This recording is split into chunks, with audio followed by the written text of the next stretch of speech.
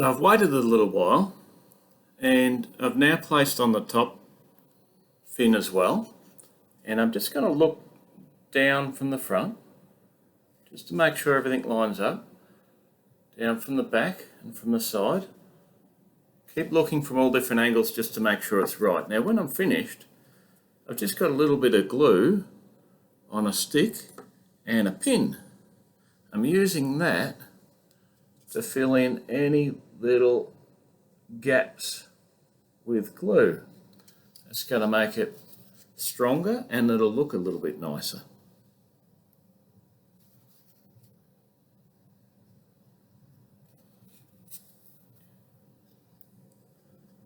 It's the attention to detail that's going to make this project look really nice.